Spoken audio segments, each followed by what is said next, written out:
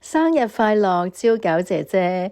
喺今日5月1號咧，其實就係朝九姐姐嘅生日 ，Happy Birthday！咁啊，其實咧即係喺早1個禮拜前咧，我已經同佢係祝咗生日噶啦。咁啊，手上面咧佢拎住呢一個卡咧，就係夏妙媛做俾佢嘅一個壓花生日卡。咁但係我估唔到咧，其實我好似交換禮物咁啊！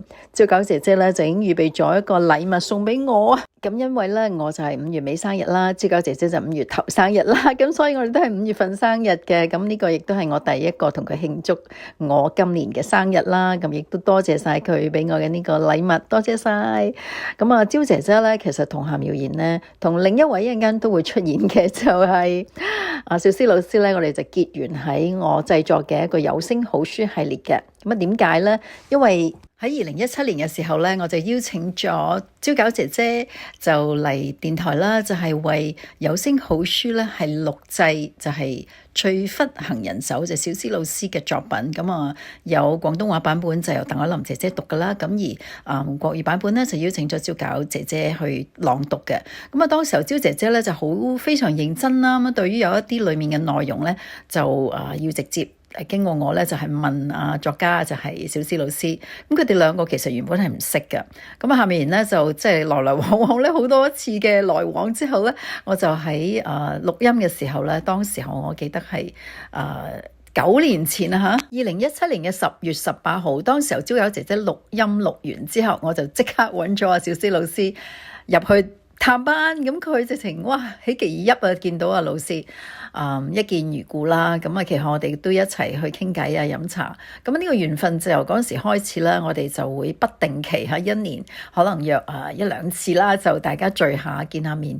咁啊，到而家都係啦。咁雖然大家都可能各有各忙，但係都盡量希望抽到時間，唔使特別原因，1年可以見到1-2次就好開心。咁而小思老師都會特別咧，雖然佢而家亦都好多時候都要喺屋企啦，咁但係佢都話，我都要出嚟見阿朝九嘅，咁朝九姐姐都係梗係知道老師出嚟，大家都會好開心可以共聚啦。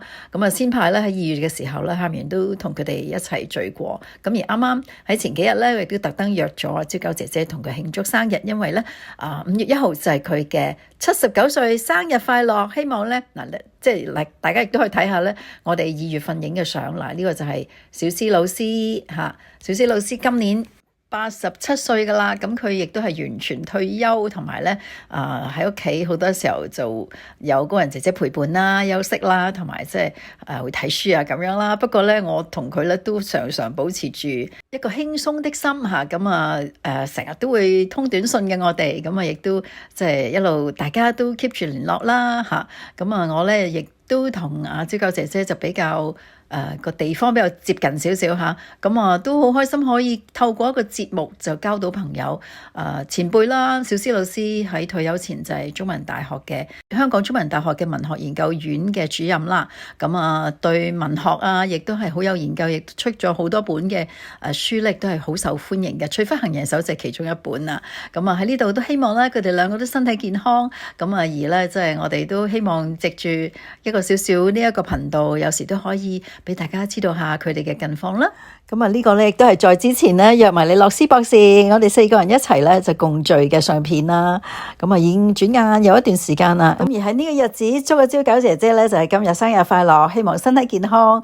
大家都可以身體健康，多啲出嚟見面共聚啦，非常之難得㗎。Happy birthday！